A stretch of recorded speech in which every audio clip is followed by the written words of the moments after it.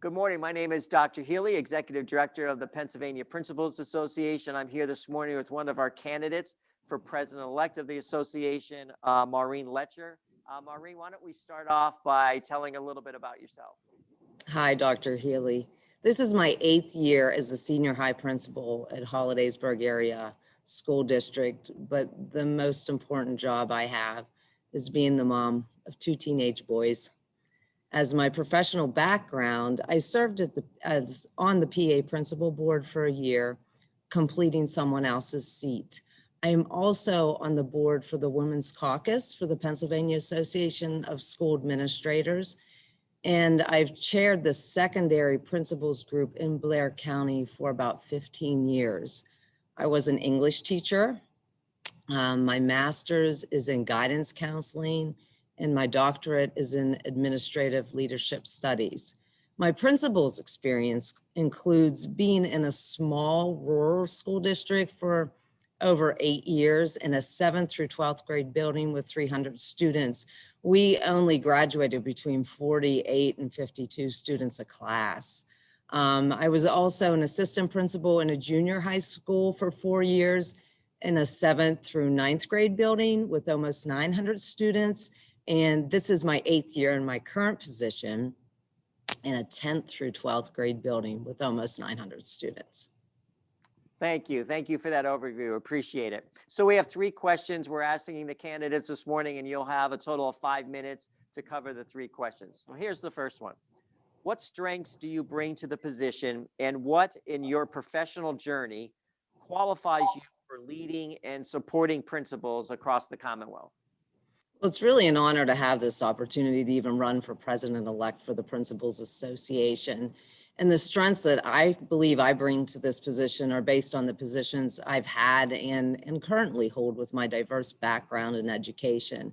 I understand the job of a principal in a small rural school and in a larger school.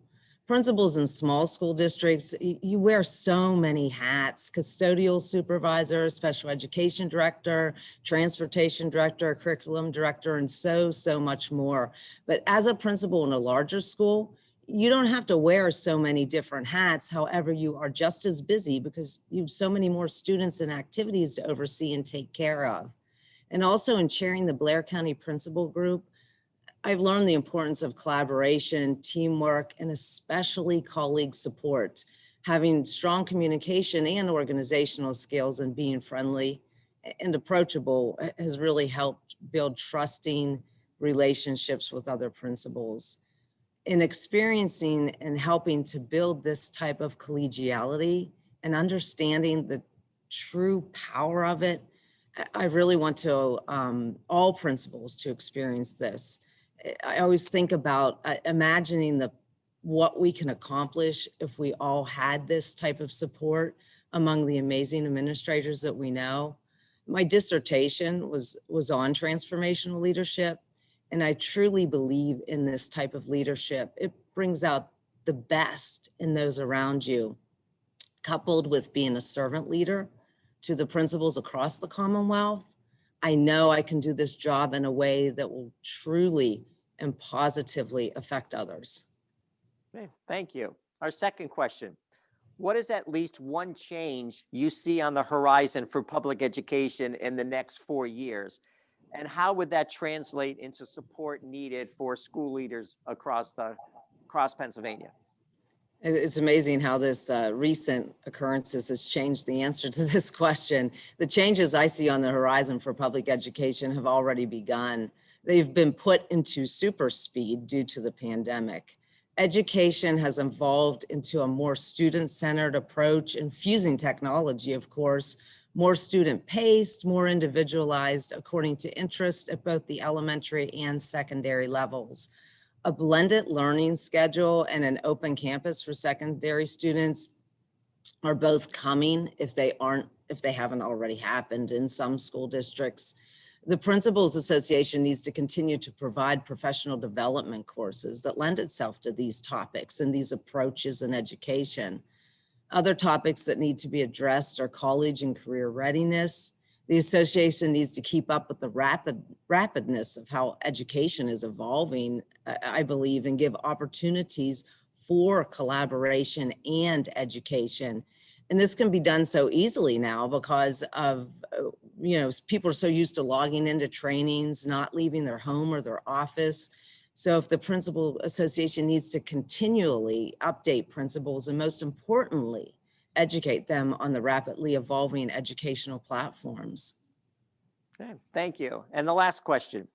Many principals belong to the association, but sometimes do not fully participate in some of our activities, such as our regional meetings, our podcasts, and even our conferences. What ideas would you have to increase participation in some of these important opportunities? Well, the current president, Jonathan Ross, he's done a great job of using social media to update and educate principals and promote the Principals Association. As president, I would continue with this and take my local successes with the Blair County Principals Association in unifying principals at the state level. As a board member of PASA's Women's Caucus, 3 of us conducted a Zoom meeting on March 8th for administrators in IU 8, 9, 10, and 11. The session was an hour long. It included breakout sessions, collaboration, and updates. It's really amazing what you can accomplish in an hour. I feel that providing more opportunities for virtual collaboration will increase participation at the bigger face-to-face conferences. Principals will be engaged throughout the year with these online collaborative opportunities, see the true value in them, and be more likely to participate in the bigger opportunities.